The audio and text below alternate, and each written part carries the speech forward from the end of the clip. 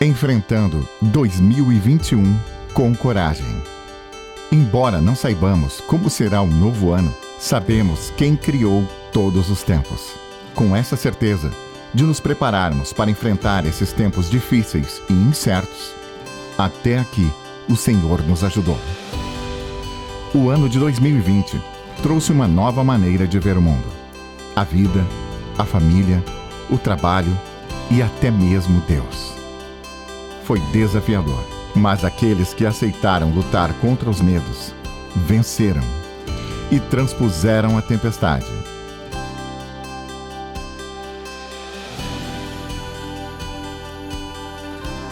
Feliz novo desafio.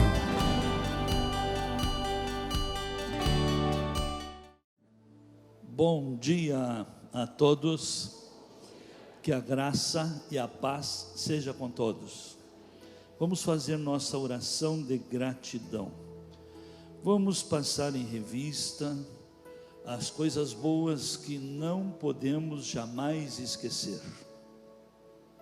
A gratidão é o melhor exercício para a memória.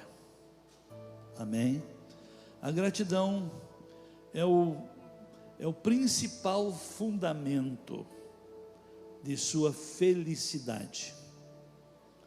A gratidão é um dos pilares da sabedoria. E daí? Porventura não é um melhor material que nós precisamos usar para a construção da nossa vida? Amém? Porque quem é grato não se azeda, não se deprime, não cai em depressão, não é negativo, não é esquecido, não está alheio aos valores, jamais perde o senso de valores. Olha a riqueza da gratidão. Muitas vezes nós não nos revoltamos, eu muitas vezes me revolto comigo, mas por que eu esqueci? Coisa tão importante, porque coisa muito importante, eu não fui grato com ela. E aí, prejuízo vem. Amém? Por que não exercitar, ter hábito, ter como cultura? Porque são hábitos que criam cultura. A cultura da gratidão. Amém? Torna-nos melhores. Obrigado, Pai. Muito obrigado, Paizinho, por esse tão belo dia. Obrigado, Senhor, por essa liberdade que temos neste lugar, de louvarmos, de adorarmos e também falarmos contigo. Muito obrigado, porque tudo isso são bênçãos, são valores, são coisas importantes, é uma riqueza espiritual, Senhor, é um material de grande valor para a construção da nossa vida. Muito obrigado por cada vida que aqui está, obrigado pela ação e pela presença do Teu Espírito em nosso meio, obrigado pela palavra que é viva, eficaz e poderosa, obrigado, Senhor, por tudo que o Senhor tem feito, por esse novo e vivo caminho que tem aberto para nós, através de Jesus Cristo. Obrigado, porque através de Jesus Cristo, o nosso passado foi cancelado, os nossos pecados perdoados, e também tem nos dado a salvação, a vida eterna. Muito obrigado por tudo. Eu quero abençoar os meus irmãos e pedir, Pai, que a Tua graça alcance a todos, que o Senhor use de misericórdia para com todos, falando individualmente com cada um. Peço-te, ó Senhor, que o Senhor fale ao nível do entendimento e das necessidades presentes, e que ninguém retorne deste lugar como tem chegado, mas que retorne, Senhor, com sua fé, ó Senhor, fortalecida, com seu entendimento esclarecido e com melhores propósitos para a vida. Em nome de Jesus, peço-te estas bênçãos. Amém. Queremos o Teu nome engrandecer e agradecer-te por Tua obra em nossas vidas. Confiamos em Teu infinito amor.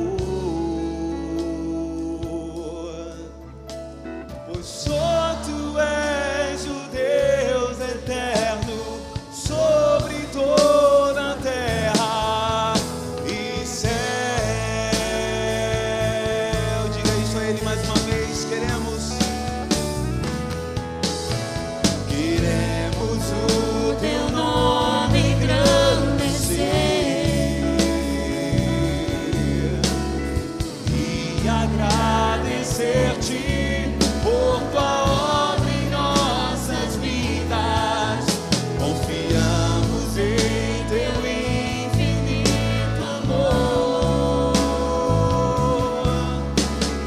Só tu és o Deus eterno sobre toda a terra e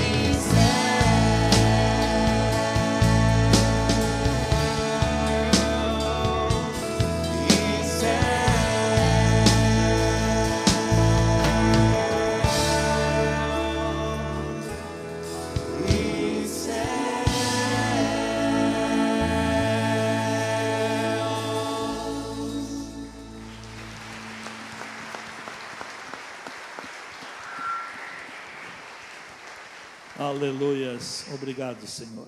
Fiquem à vontade, estamos todos na presença de Deus. Aos que pela primeira vez estão neste lugar esse ano, desejo, se você tem algo novo, um novo ano. E se não tem nada de novo para 2021, lhe desejo um abençoado ano. Amém? Porque novo se tem se a gente tiver coisas novas. Vamos tomar cuidado para que nós não nos acostumemos com linguagens vazias, vãs repetições. Então todo mundo quer um ano novo, mas ninguém planeja o novo, ninguém cria o novo, ninguém se prepara para o novo e deseja um ano novo. Então desejar ano novo sem ter nada novo e repetir para todo mundo se torna o que mesmo? Uma vã repetição. E do altar não pode sair isso. Do altar deve sair a verdade, a realidade, deve sair a luz, e luz dissipa trevas, porque nas trevas não se sabe o que tem, o que acontece, mas na luz se vê a realidade. Amém? E dando continuidade, o assunto interessantíssimo sobre restauração, e toda a verdade ela é paralela, tem aplicação. E Jesus, quando começou o seu ministério, ele justamente usou muito parábolas, alegorias, comparações, ilustrações. E nós vemos aqui uma ilustração muito linda, muito especial, muito clara, verdadeira, de compararmos a restauração de Jerusalém como restauração nossa, pessoal, de família e de igreja. Amém? Ah, mas é o tempo da lei. A lei generalizava, a graça individualiza. A palavra que era dada para uma nação, lá no passado, na dispensação da lei, ela tem a sua aplicação para a dispensação da graça, porque a graça individualiza. Por exemplo, aquele texto de Deuteronômio, lá 28, 1 e 2, olha como o Senhor disse aí para Israel: se atentamente ouvires a voz do Senhor teu Deus, tendo cuidado de guardar todos os seus mandamentos que eu hoje te ordeno, o Senhor teu Deus te exaltará sobre todas as nações da terra. Deus está falando para uma nação. E se Israel levasse a sério, e no período que levou a sério, foi exaltado como a nação mais poderosa, o rei Davi elevou Israel a uma nação de muitas conquistas, de territórios e de muitas vitórias, enquanto Israel obedecia, conquistava. E o verso 2 diz o quê? E todas essas bênçãos virão sobre ti e te alcançarão, se é a condição Então a bênção de Deus para o povo de Deus, ela é na proporção da obediência. Pouca obediência, pouca bênção. Pouco compromisso, pouco resultado. Amém? Não é a oração que determina tudo. A oração é relacionamento com Deus. Vamos lá para o lado prático aqui. Quantos aqui trabalham em empresa que tem seu patrão? Levante a mão. Não é feio, isso é lindo. Pior é não querer trabalhar. Eu vou pegar pesado depois. Tá. Você tem o seu patrão. Adianta você puxar saco do patrão? Você é promovido lá dentro? Você se credibiliza apenas tendo um bom papo, sendo um tagarela, um animador de momento junto com o patrão? Isso traz promoção? Melhora salário? Melhora a sua vida? Aumenta seu crédito? Não. O que faz com que o seu patrão acredite em você, invista em você, recompense você? O que é mesmo? É o resultado que você dá das instruções que você recebe. É os resultados que você apresenta no cumprimento do propósito para o qual você foi contratado. Amém? Então essas verdades, amados, poucos se apercebem. Acha que orando bastante, tirando bastante tempo de oração diante de Deus vai resolver a vida material, vai resolver a vida familiar. Não, o que vai resolver é colocar em prática as instruções que Deus dá para cada área da vida, porque o poder está na palavra. E uma coisa interessante, olha o que João, no Evangelho de João, 15, 7, o que diz lá? Olha aí: se permanecerdes em mim, e as minhas palavras permanecerem em vós, pedi o que quiserdes, e vos será feito. O que Paulo disse em Romanos 1,16? Porque eu não me envergonho do Evangelho, pois é o poder de Deus para a solução. Solução é sinônimo de salvação. Quando vem ligado, ou dentro do mesmo texto, a palavra justiça, e tem a palavra salvação, está mostrando solução. E quando é solução, a solução deve estar presente aonde está a necessidade. Se é na área material, temos que prover solução para a área material. Se é na área social, familiar, devemos buscar na palavra a instrução para a solução nesta área. Se o seu problema é perdição da sua alma, a sua alma está corrompida, você se sente condenado, perdido, com medo de morrer, porque o medo da morte é um sinal que a pessoa não se sente segura, não se sente salva. Então, quem tem medo da morte, do coronga, coma a palavra, se alimente mais da palavra, para que seu espírito ressuscite e você valorize a salvação. Então, se o seu problema é espiritual, é a palavra. Então, o Evangelho é o poder de Deus para a salvação de todo aquele que crê. Primeiro, do judeu. Por quê? Porque o judeu tinha as instruções e não mais estavam praticando.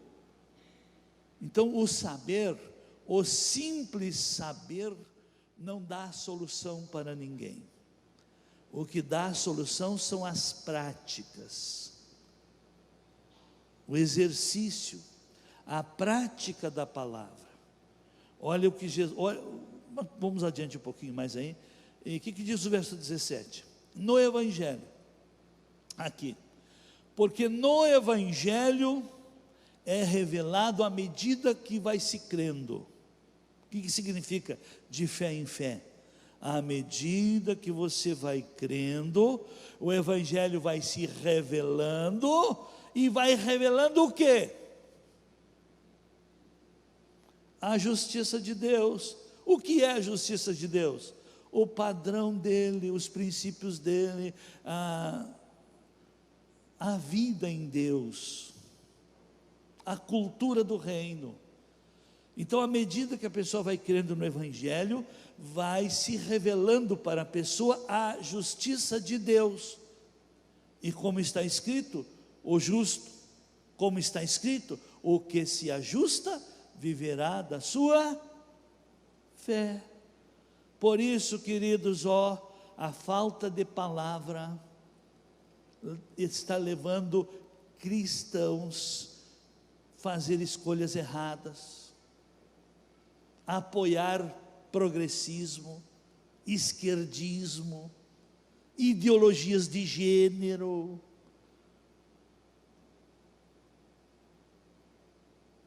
Então, quem tem conhecimento da palavra, quem se alimenta da palavra, descobre a justiça. E tudo isso que o mundo está montando, a maneira que está indo, é justamente para desconstruir os princípios de Deus. E quero dizer para todos, a humanidade existe, não sei qual é a idade que podemos dar, de Cristo para cá, estamos em 2021 anos, mas desde Adão até nós, existe, mas eu não peguei, a humanidade sobrevive, por causa do governo de Deus, por causa da justiça de Deus, por causa dos padrões de Deus. E agora os irmãos já pensaram, esse novo governo mundial, essa nova ordem mundial, essas novas ideologias de gênero, homem com homem, mulher com mulher, se reproduz? Me ajudem! Não é para acabar com a humanidade?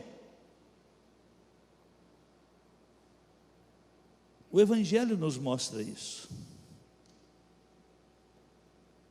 O Evangelho revela os padrões de Deus, o governo de Deus, os princípios de Deus, a verdade de Deus. Por isso que Tiago falou isso no capítulo 4, se não me engano, no verso 4, que diz assim: infiéis, não sabeis que a amizade do mundo é uma oposição a Deus, é uma rebeldia contra Deus, é inimizade contra Deus. Portanto, qualquer que quiser ser amigo do mundo, constitui-se inimigo de Deus. O assunto é sério, queridos. Como estamos tratando de restauração, precisamos ter a fé fundamentada na palavra. Olha o que Jesus ensina lá em Mateus 7, 24, parece que é. Observe bem. Todo aquele, pois, que ouve estas minhas palavras e as põe em prática, terá uma vida de estrutura, terá sua construção de vida, permanecerá, seus princípios de vida, sua filosofia de vida, prevalecerá. Então, aquele que ouve as palavras, os ensinos de Jesus, Jesus diz: todo aquele, pois, que ouve estas minhas palavras e as põe em prática, será comparado a um homem prudente que edificou a casa sobre a rocha. E olha o que a natureza ofereceu: desceu a chuva, correram as torrentes, sopraram os ventos e bateram com ímpeto contra aquela casa, contudo não caiu, porque estava fundamentada sobre a rocha. Quem tem a sua fé fundamentada nos princípios de Deus, uma fé construída, que tem, a sua fé tem fundamentos, ninguém remove, ninguém enfia em você política de gênero, ninguém faz a cabeça de ninguém, porque trocar verdades de Deus pelas mentiras do mundo, crente que faz isso, não tem uma fé fundamentada. Trocar os princípios da família pelo sistema que estão impondo aí, um sistema desconstruído. Então, meus queridos, vamos rever, porque há recompensa para a obediência, há recompensa para a obediência. Jesus diz: se você ouve o que eu ensino e você pratica, venha o que vier contra você e ninguém irá derrubá-lo. Amém? Isto é o que Jesus nos garante, que em Cristo somos mais que vencedores. Mas não é simplesmente ter Ele na mente, conhecer a Jesus, não. É seguir o seu exemplo, seguir suas instruções, os seus ensinos. Mas, dando continuidade nisso aí, só para... Eu não gosto de mostrar o lado negativo, mas não adianta, tem pessoas que tem que pelo menos ver o futuro, o amanhã de quem não pratica a palavra. Todo aquele que ouve estas minhas palavras e não as pratica. Agora você se avalie: eu sou daqueles que vêm ouvir a palavra e pratica, ou eu sou daqueles que vêm ouvir a palavra e não praticam? Está aí, mesmo auditório, quem pratica e quem não pratica. Só esse corongazinho aí, que passou aí, que está por aí ainda, já deu para, como se diz, peneirar muita coisa. Amém? Amém?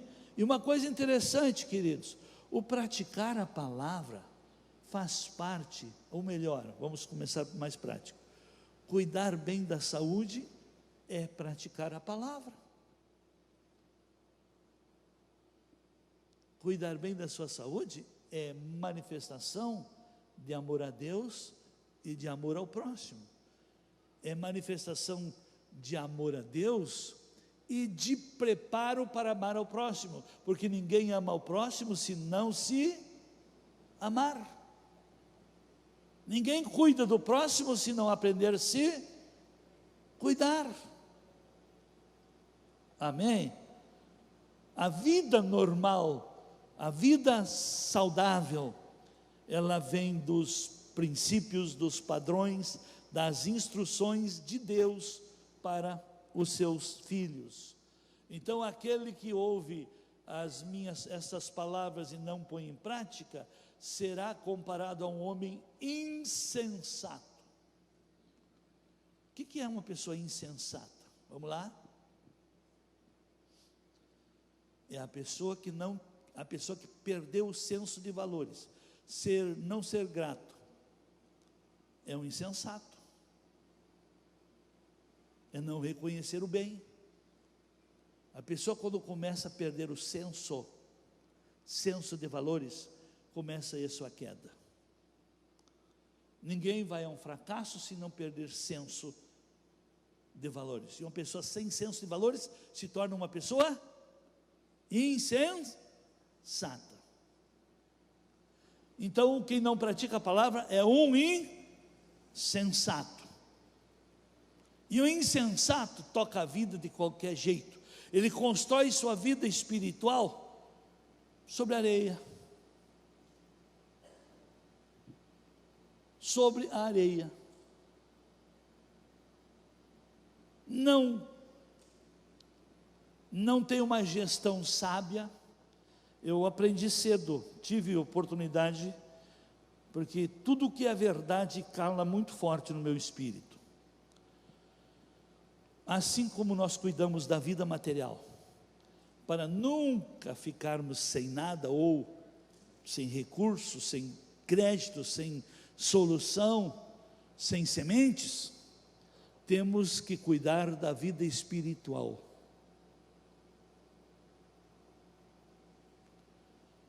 Lembro-me de um conselho que eu recebi no meu primeiro mês de conversão. Alguém me disse: Nelson, se tu tem tempo de buscar a Deus, busque, entesoure. A maior parte nem sabe o que é entesourar recursos divinos. Já entro nesse assunto também. Porque você terá pela vida tempos que não vai ter tempo de buscar a Deus e a vida vai te cobrar.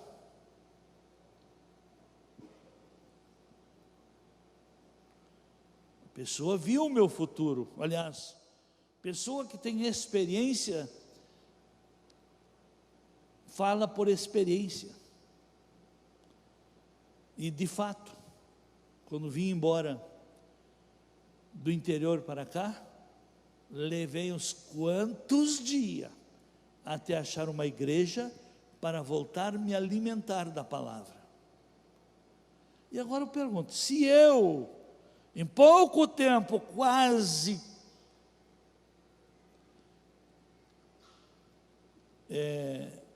estraguei minha vida espiritual de não ter encontrado uma igreja, como é que ficam os meus irmãos que ficaram tanto tempo? Olha, você está por misericórdia aqui hoje, viu?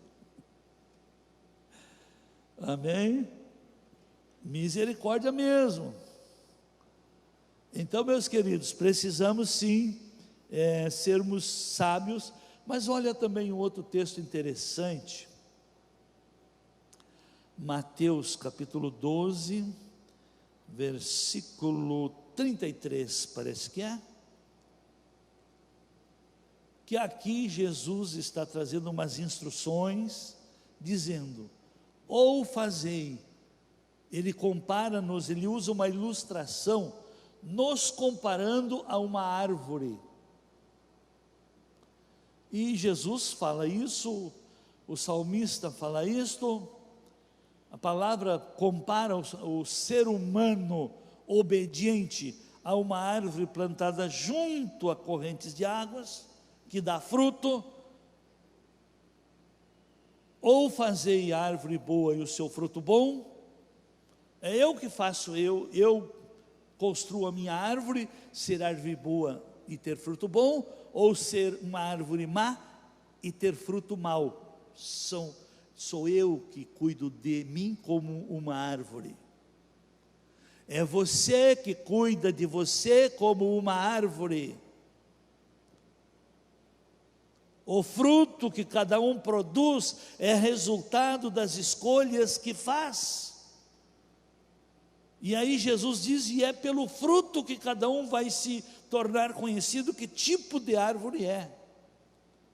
Mas tem mais coisa que eu quero falar ali. Verso 34. E Jesus, como Jesus era agradável na linguagem. Ele não falava coisa pesada para não ofender os religiosos, nada disso. Ele trazia verdades para tirar a máscara dos religiosos.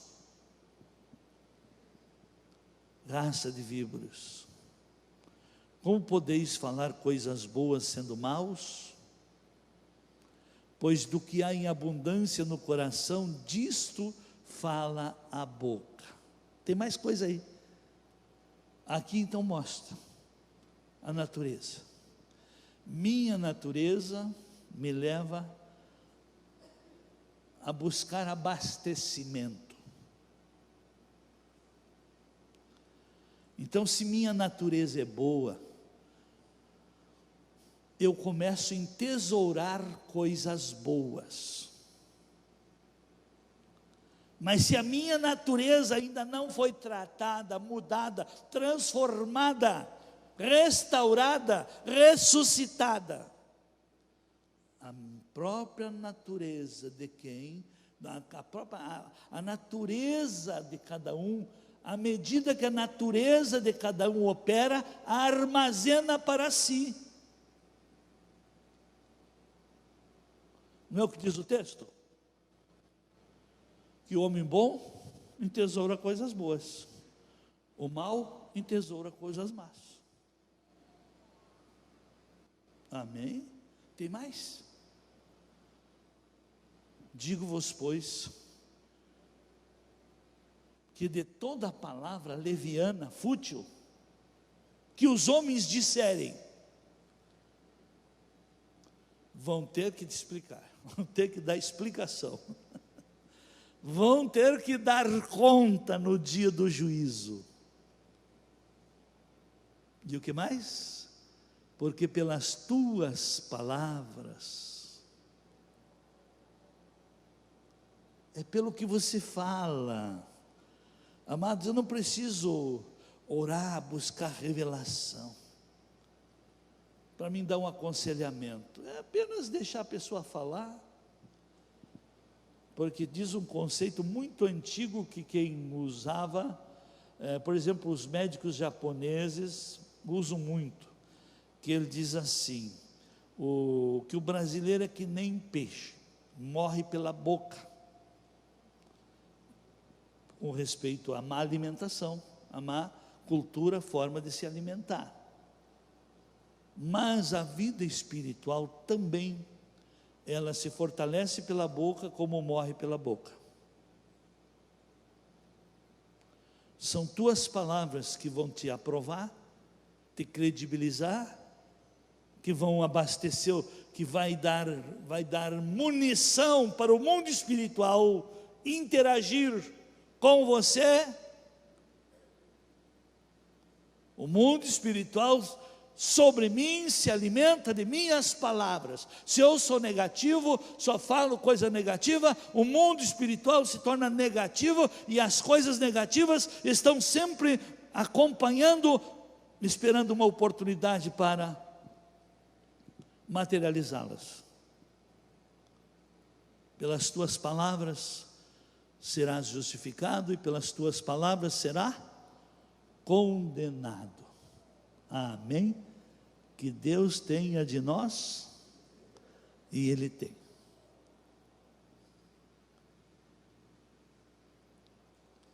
Vamos para a palavra de... Eu sei que muitos religiosos não estão mais, estão se esforçando para me aguentar. E eu quero dizer para todos, tudo aquilo do que sai do altar, que lhe incomoda, é porque a velha natureza está resistindo à sua mudança.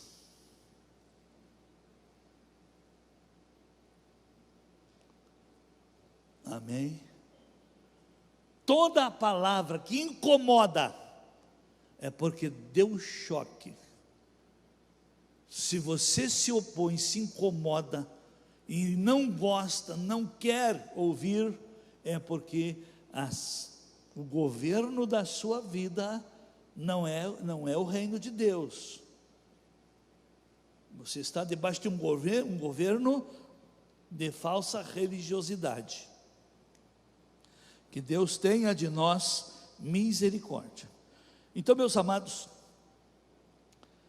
em Neemias capítulo 2, versículo 17 e 18, diz: quando Neemias chegou em Jerusalém, aí uma coisa interessante, tira um pouquinho daí, depois nós lemos, comentamos. Não foi de uma hora para outra que esse plano de restauração foi implantado.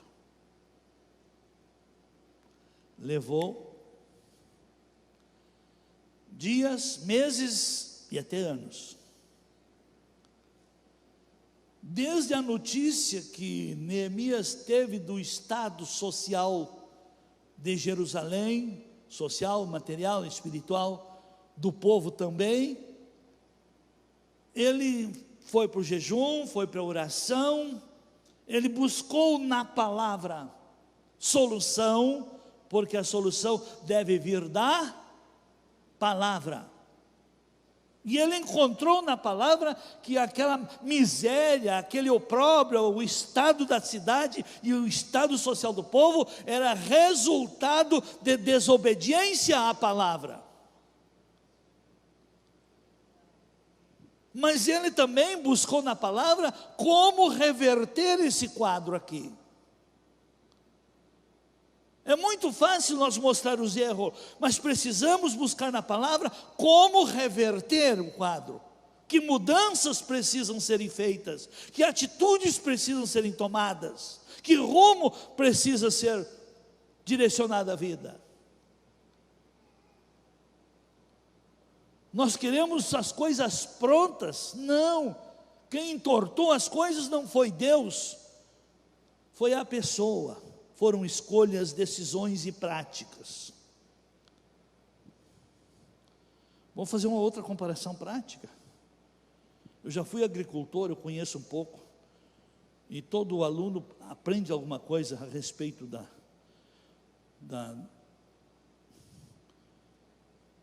lei da semeadura, da terra, toda. A terra vai mudar se mudar a cultura. E na mudança da cultura, tudo vem igual. O mal tem que ser extirpado, tirado. E quanto mais se resiste o mal, e se livra do mal, e se tira o mal do meio, a terra vai diminuindo o mal que produz. Assim é a vida do ser humano. Estava aculturado a produzir para o diabo, só fazer as coisas negativas, e agora aceita Jesus, Jesus te deu coisa nova, mas as coisas velhas ainda fazem parte da velha natureza, as coisas velhas fazem parte dos hábitos do corpo, as coisas velhas fazem parte do vício da alma. A salvação renovou, ressuscitou o espírito. A alma precisa ser reeducada e o corpo precisa ser redisciplinado.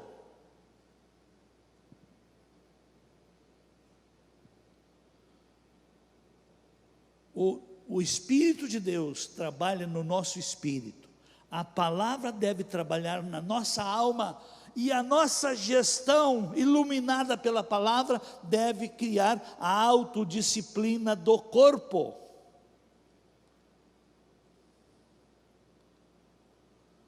Amém.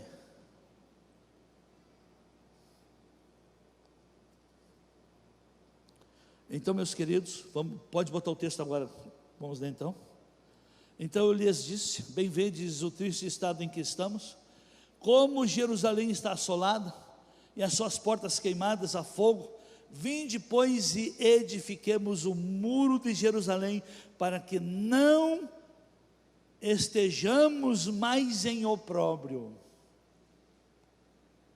Então lhes declarei, como Deus já estava preparando tudo, como a boa mão do meu Deus me fora favorável, e bem assim as palavras que o rei me tinha dito, eles disseram, eles ouviram e decidiram: levantemo-nos e edifiquemos. E fortaleceram as mãos para a boa obra. E aí então começou o processo da restauração. Cada porta tinha um significado de entrada e saída, de abastecimento. Cada porta era necessária para trazer o que a cidade necessitava. Umas para darem entradas, outros para darem saídas.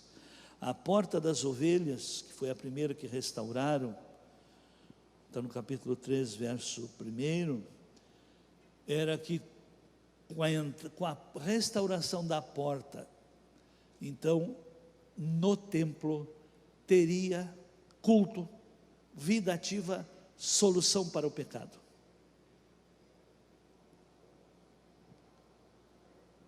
O ser humano não consegue por si próprio se purificar e se livrar de seu pecado e muito mais do seu passado.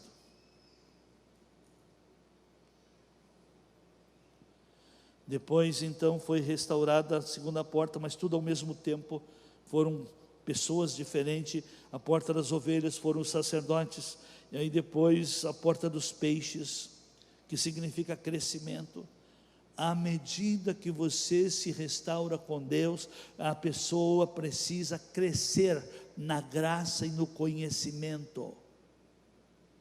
O crente que é, a pessoa que é salva e não busca crescimento, ela acaba perdendo a salvação. Eu perguntei já centenas de vezes: alguém quer se desviar? Ninguém. E por que se desviam? Porque não querem crescer. Outra questão aqui. Vamos voltar para os empregados. Você que está empregado, você quer perder o seu emprego? E sabe quem são os que perdem os empregos? Quem não cresce na linha do que produz, na linha do que ele gera a sustentabilidade. Quando uma empresa tem empregados que não crescem, a própria empresa vai para a falência.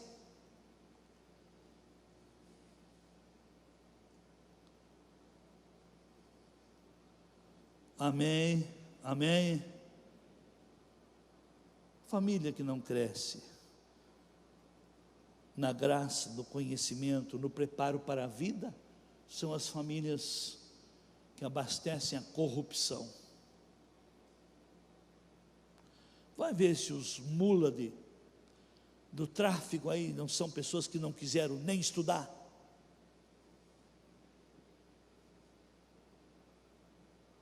Amém.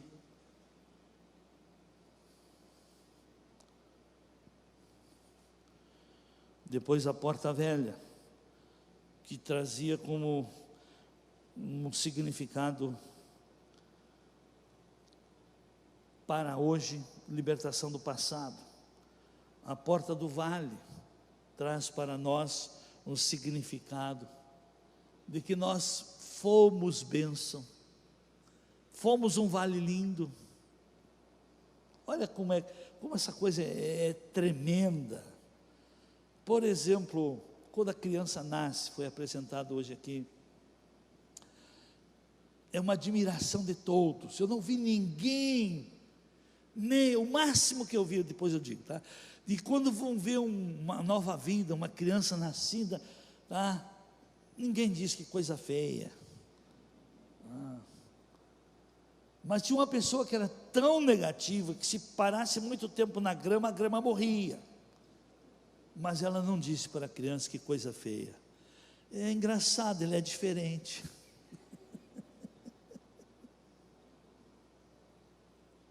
Outra disse assim, aliás, essa mesma disse assim, parece com o pai, tá? Porque o pai era um nariz de tucano, e ela quis elogiar o pai, e ela sempre beliscava e cutucava, porque não gostava daquele homem.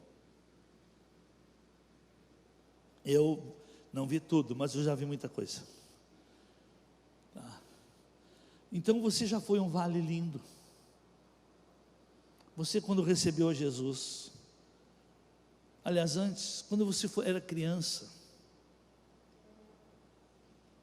como cuidavam, como elogiavam, como admiravam. E depois Deus deu uma nova oportunidade.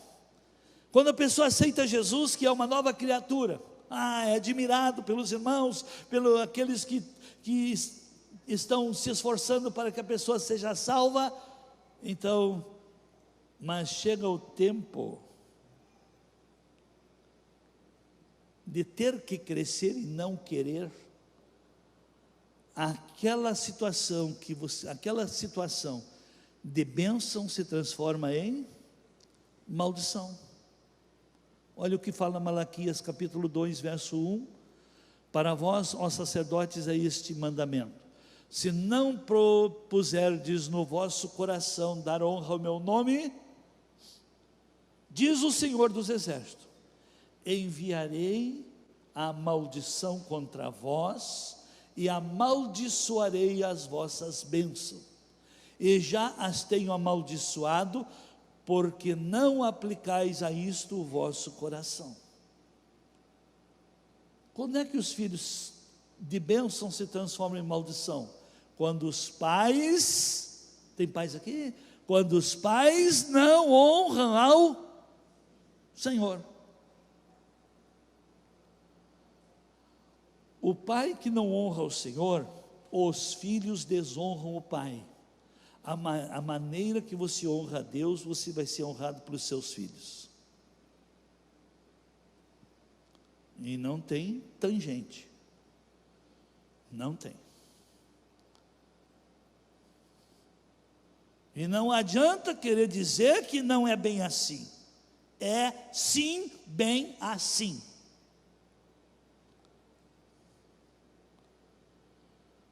Amém. Que Deus tenha de nós. Então, cuide o seu compromisso com Deus, para não ser envergonhado pelo seu filho. E diz aí, olha lá o verso 3, olha ali. Verso 3. Eis que vos reprovarei a posteridade. Quem é a posteridade? Os filhos. E espalharei sobre os vossos rostos esterco. Estarão jogando na cara dos pais, desculpa a expressão, mas é verdade, a merda dos filhos, a merda que os filhos fazem.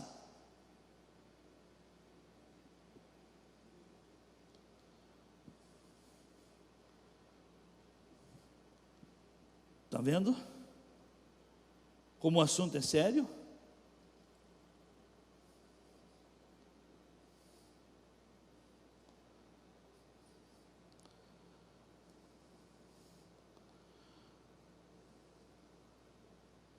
Mas vamos para a próxima.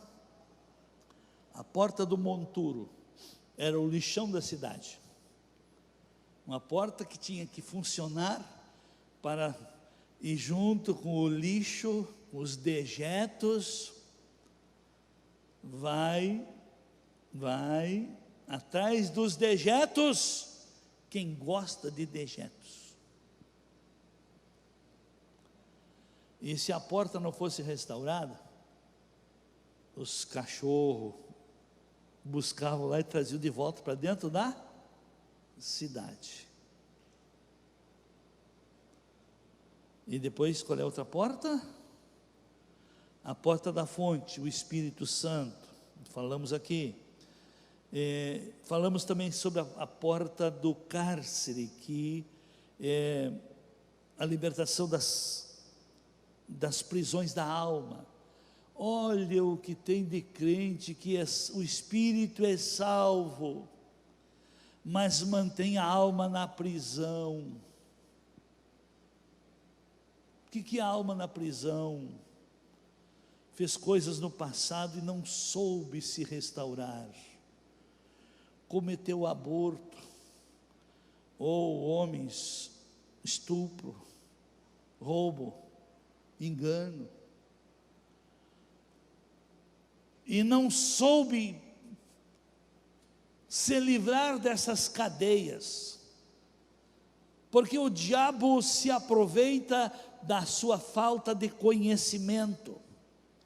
Então, enquanto você está acordado, você consegue dizer não ao diabo, você consegue virar a página, mas ele pega você quando está dormindo e escrafuncha o seu passado, e você se acorda de um pesadelo, como se estivesse revivendo o seu passado. E quando existe a restauração, que a porta e o pátio do cárcere são restaurados, você não volta a essas prisões. E falamos a última, que foi a porta das águas, que é a palavra de Deus.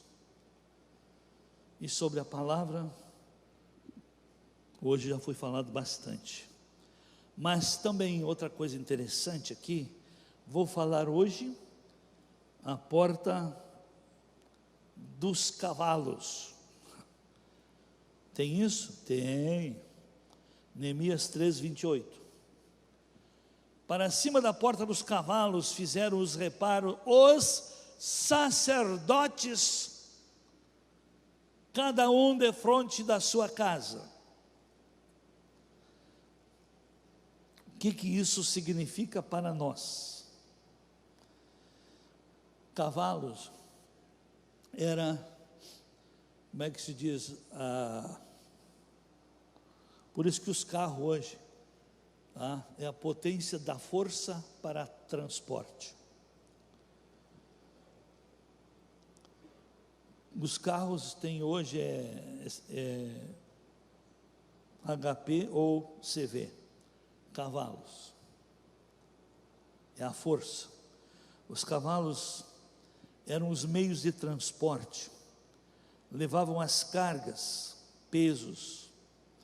Em nossa vida, essa porta fala do lugar onde passam os fardos. Ela deve estar aberta para Jesus. Todos os fardos devem ser lançados sobre Jesus. Em Mateus 11:28, a seguir, Jesus fala: vinde a mim, Mateus, todos os que estáis cansados e oprimidos, e eu vos aliviarei. Tomai sobre vós o meu jugo, e aprendei de mim, que sou manso e humilde de coração, e achareis descanso para as vossas almas. Então Jesus, e ele diz: o meu jugo é suave e o meu fardo é leve. Volte lá, deixa o 28 e o 29 junto. Olha o que diz aí. Então Jesus diz: vinde a mim os que estáis cansados e sobrecarregados, e eu vos aliviarei. Quando a pessoa vem a Jesus, aceita Jesus, ela recebe alívio.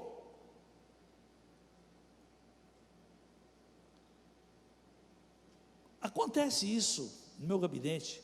A pessoa vem de arrasto, ouço ela, aconselho ela, oro por ela, daqui a pouco ela respira fundo e, que alívio. Sempre que se dá expediente para Jesus, que Ele entra na vida, Jesus traz alívio. Todo aquele que vem a Jesus recebe alívio. Mas a nossa vida não é para ser essa miséria de estarmos vivendo de alívio em alívio. Jesus promete para nós descanso. Por isso ele diz: tomai sobre vós o meu jugo. O que significa tomar o jugo de Jesus? Assumir um compromisso com Ele. Então, no momento que a pessoa assume um compromisso, toma o jugo de Jesus e aprende, olha a importância do crescimento, e aprendei de mim, que eu sou manso e humilde de coração, e aí então vem um resultado completo, melhor, um resultado consistente. Então, quem aprende com Jesus, encontra descanso para a alma, não se acorda de pesadelo, não se acorda no outro dia oprimido, como se tivesse apanhado.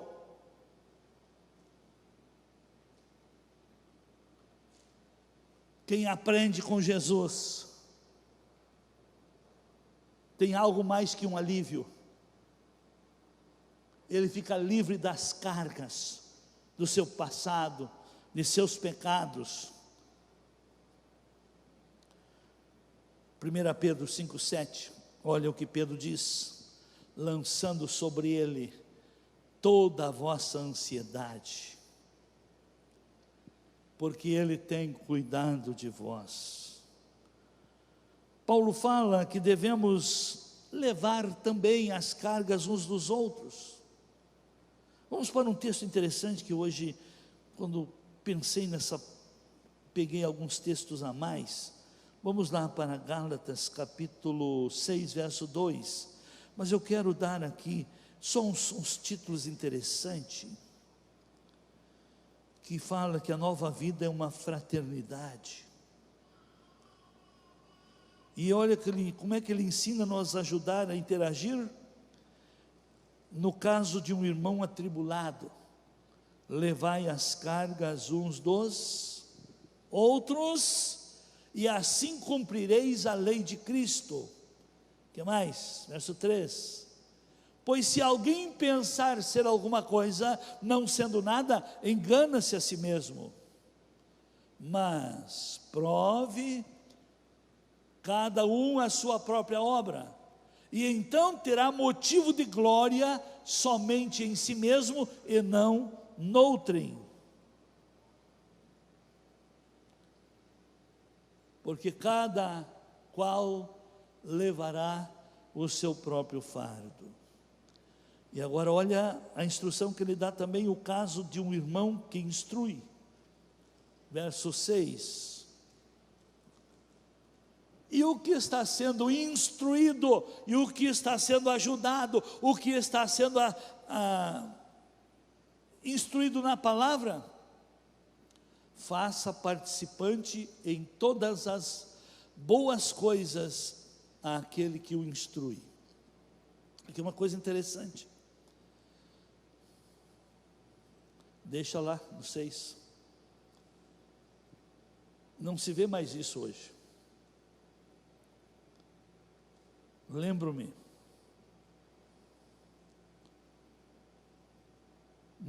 uns anos atrás, 30, 40, 50 anos atrás, aqueles que instruíam, aqueles que ensinavam, aqueles que aconselhavam, o aconselhado, o ensinado, o acolhido, o socorrido. Isso é uma verdade, porque se você recebe um bem, um presente, uma ajuda, você se torna devedor. E as pessoas recompensavam aqueles que o ajudavam. E a igreja e o povo lá do passado, espiritualmente, eram mais fortes. A fé era mais viva, os resultados e as bênçãos de Deus eram mais presente em cada circunstância.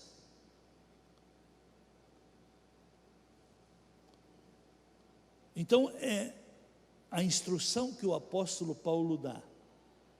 Se alguém está te instruindo, torne participante do que você pode recompensar quem lhe instrui. Hoje, por causa desta falta de ensino, ou melhor, falta de ensino, porque os pastores não ensinam isso aí. E por não ensinarem, não existe prática. Então o mundo viu uma lacuna de um nicho de trabalho chamado mentoreios. E os mentores cobram e cobram. E por as pessoas não serem gratas pelo que recebem, sempre estarão com necessidades maiores. Porque no momento que a pessoa aprende a ser grata pelo que recebe, então aquela atitude de gratidão lhe constrói sabedoria, que ela não vai precisar estar bebendo na orelha de qualquer pessoa por falta de saber. Porque a gratidão se manifesta em recompensa, em reconhecimento, e a gratidão é um dos fundamentos da sabedoria. E quem é grato, automaticamente é sábio. Pouco necessita também de estar correndo atrás de conselhos e ajudas. Tem outra coisa interessante, quer ver? Já que estamos tratando esses assuntos, vamos lá para Malaquias 3. Vamos pegar desde o verso 6, está bom. Pois eu, o Senhor, não mudo. Por isso vós, ó filhos de Jacó, não sois consumidos. Desde os dias de vossos pais, vos desviastes dos meus estatutos e não os guardastes. Tornai-vos para mim e eu me tornarei para vós, diz o Senhor dos Exércitos. Mas vós dizeis: em que havemos de tornar? O povo estava desviado, afastado, porque já vinha como herança, os pais já estavam também numa fé morna, sem obras, sem obediência. E aí os senhores não sabiam. O Senhor dizia: voltem para mim, os vossos pais já estavam desviados e vocês continuam na cultura dos vossos pais, voltem para mim. E aí então o povo então pediu e perguntou: no que nós devemos voltar? No que havemos de tornar? Aí o Senhor faz uma pergunta dizendo: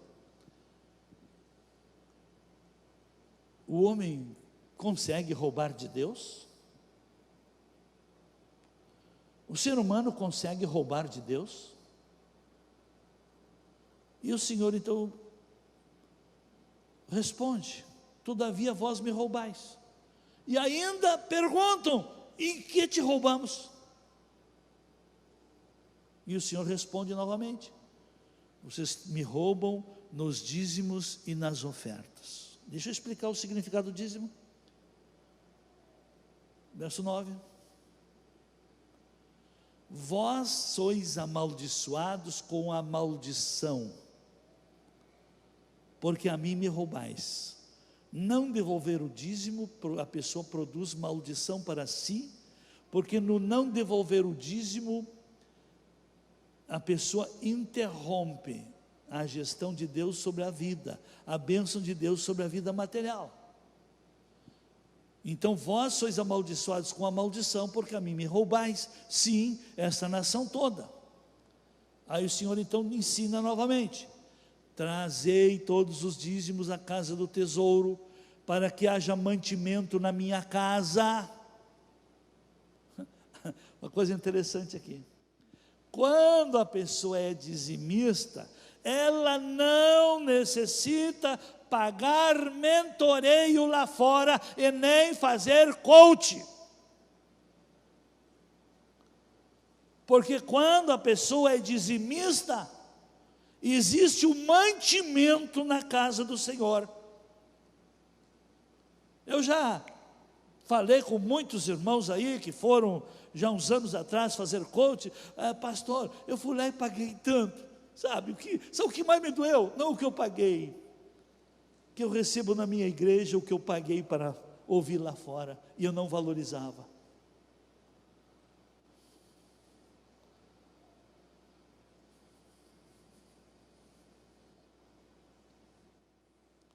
Quando a pessoa é dizimista, que traz a casa do tesouro, há mantimento aqui, há conselho aqui, há resposta aqui, há orientação para o seu caminho aqui, há direção de Deus para a sua vida que sai daqui. Mas se não é dizimista, pouco resolve gabinete.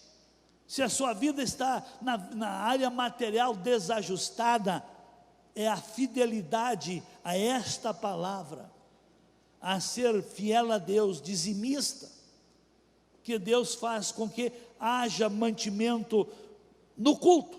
Se não vem ao culto, não se alimenta, não recebe instrução, não ouve a palavra, não tem fé para a obediência. E aí o Senhor diz então, depois que você devolve o dízimo, Ele diz assim: depois fazei prova de mim, diz o Senhor. A prova se faz depois de cumprir. Se Deus me abençoar, eu vou ser dizimista. Não, seja dizimista do que você ganha e do que você quer ganhar. E depois de você dar o dízimo, pode fazer prova. Senhor, eu plantei. Senhor, nessa área não estou devendo. Senhor, eu preciso da tua ajuda. Uma coisa interessante, fazer outra alegoria. Para isso aí o Espírito me ajuda muito. Por exemplo, você está devendo lá para alguém e não paga, e você está precisando de mais dinheiro. E se você vai pedir para esse que você está devendo mais dinheiro, ele lhe empresta? Sim ou não? Se você é devedor a Deus que não devolve o dízimo, se você é ladrão de Deus que não devolve o dízimo, adianta pedir a bênção de Deus para a vida material? Sim. Para aumentar o roubo? Está certo?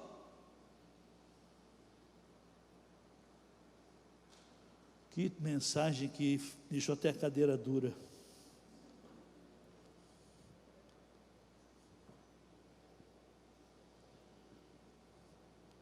Amém, amados? Não tenham medo de colocar em prática a palavra. Quem está perdendo é quem duvida da palavra. Quem está perdendo é quem põe dúvida a palavra. E aí vem os meias-verdade, vem a falsa religiosidade. Agora, porque tem alguém que mal administra o dízimo, vamos fazer outra colocação aqui. Eu não vou pagar lá aquele fulano que me emprestou dinheiro, porque o filho dele gasta em outras coisas. É você que julga o que é dele? Enquanto você não devolve, você tem algo de Deus. Depois que você devolve, no lugar onde é para ser, daí para frente é quem administra que vai ter que prestar conta para Deus também. O que me surpreendeu, como o Coronga levou pastores de determinada igreja aí. Por quê? Por quê? Quem não é fiel não tem proteção divina.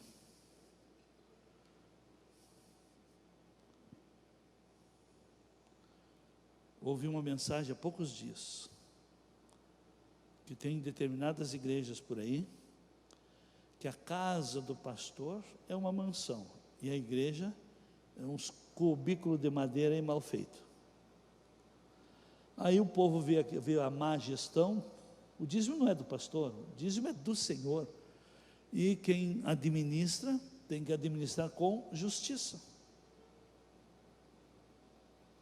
Amém? Eu não vou dar porque o pastor não precisa. Não, o dízimo não é do pastor, nem é da igreja, é do Senhor.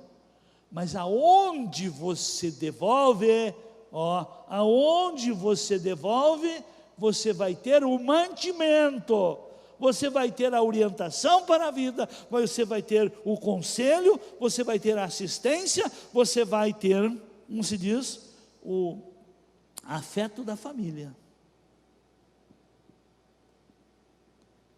E para encerrar, porque as horas já, e eu vou continuar mostrando que nós temos que nos livrar das cargas dos cavalos, tá? Para consolar você que não gostou da mensagem, como hoje a ministração desde o começo, tudo é uma escolha pessoal. É você que constrói a sua árvore, boa ou má, e é você que escolhe para quem quer devolver o dízimo, para Deus ou para o diabo. Eu tenho certeza que quem não devolve para o Senhor, porque é do Senhor, o dízimo, é do Senhor, e quem não devolve o que é do Senhor para o Senhor, você não fica com ele, e você vai amargar com mais perdas, gasto com enfermidade, perdas, recebe visita que nem gostaria que visitasse sua casa, de uma hora para outra, os seus eletros em casa estão lá lhe causando prejuízo, acidente no trânsito, multas, e olha, tem N forma de o devorador ir comendo a sua receita. A escolha é pessoal. Existe somente dois senhores. Quem não é dizimista para Deus, se torna dizimista para o diabo. Faça a experiência. Você que está no vermelho, volte a ser dizimista. E para encerrar, vou contar um testemunho. Desculpe a hora, hein? Isso faz uns, está beirando os 20 anos, por aí. Fui convidado por um amigo, representante comercial, comer um churrasco na casa dele. Fui. E quando eu cheguei, aqueles papos, como é que está essa vida de pastor? Os pastores estão bem, porque eles vivem do dízimo do povo, e coisa e tal. Que recepção, hein? Deixei. E aí o fulano, como é que estão as coisas? Como é que estão as vendas? Ele era representante no auge, para inteligentes de mais tempo aqui, da Artecola, que foi uma das... Rapaz, eu não sei mais o que eu vou fazer. Eu já estou no meu cheque especial estourado, e eu tenho que estar pedindo adiantamento de comissão.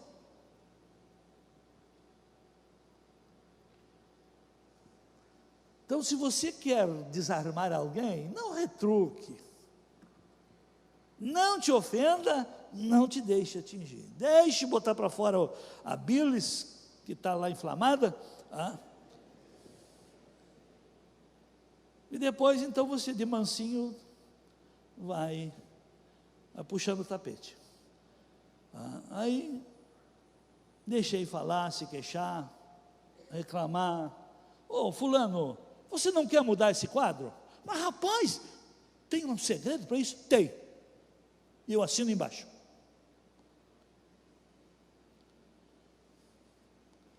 Esqueça o que tu falou, me criticando quando eu cheguei. Quer mudar esse quadro? Comece a ser dizimista. e se não mudar eu te devolvo.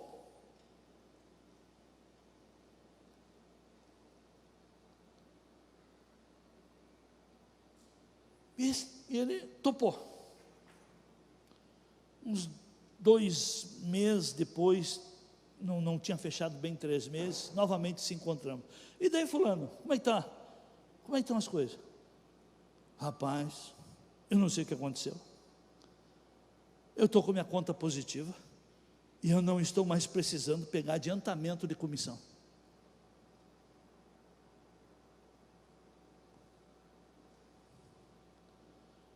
Bote o 9 aí de novo, hein? Verso 9.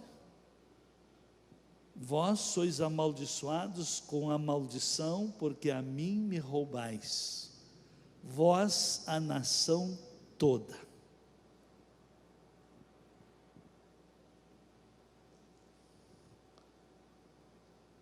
Pessoa que é fiel dizimista, mesmo que perca o emprego, Deus abre uma outra porta.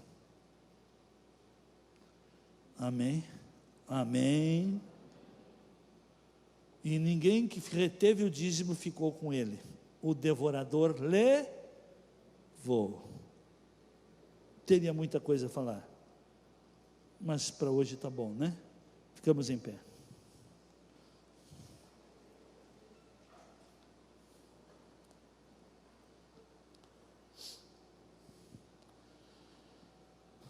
Põe a mão no seu coração. Você sabe o que ouviu. E a coisa principal é você que escolhe a quem obedecer, a quem servir. É você que escolhe que tipo de árvore quer ser. É você. Não terceirize responsabilidade. Esse assunto eu vou continuar. Comecei a falar na porta dos cavalos, mas aí tem muita coisa aí que precisamos tirar as cargas. O seguinte, se você não é dizimista e diz que é membro, os cultos apenas lhe dá alívio, mas sua vida material continua pedindo socorro, continua porteiras abertas, continua um risco. Quem aprende com Jesus encontra descanso. Pai, obrigado. Obrigado, Paizinho, pela tua palavra. Obrigado, Espírito Santo, pela maneira prática e clara que o Senhor tem falado conosco nessa manhã. Espírito Santo, trabalhe na vida de cada um de meus irmãos, para que toda a cultura maligna do desvio, do roubo, toda essa cultura maligna de linguagem negativa e de coisas malignas, que isso seja enfraquecido e vencido, e que seja reconstruído em cada família aqui presente, em cada vida, Senhor, um compromisso, um jugo contigo, Senhor, que cada um entenda e tome esse jugo, esse compromisso de obediência à tua palavra, de seguir as instruções e de, ó Senhor, praticar tudo o que o Senhor nos dá como princípios de vida. Quero abençoar a todos e em nome de Jesus eu anulo toda agitação no mundo espiritual, todo o espírito da avareza, da ganância, tudo aquilo que se levanta para desvio de propósito, para também desviar o bem daqueles que são chamados para a prática do bem. Eu quero abençoar a todos e pedir em nome de Jesus estas bênçãos. Amém. Nesse mesmo espírito, vamos dar continuidade, vamos agora cultuar ao Senhor, que você aprenda, descubra a bênção em cultuar a Deus também com a vida material. Torne Deus participante de sua vida material, porque é o que você planta, ninguém colhe sem plantar. Deus abençoe. Se o sol se pôr e a noite me chegar, tu és quem me guia. Se a tempestade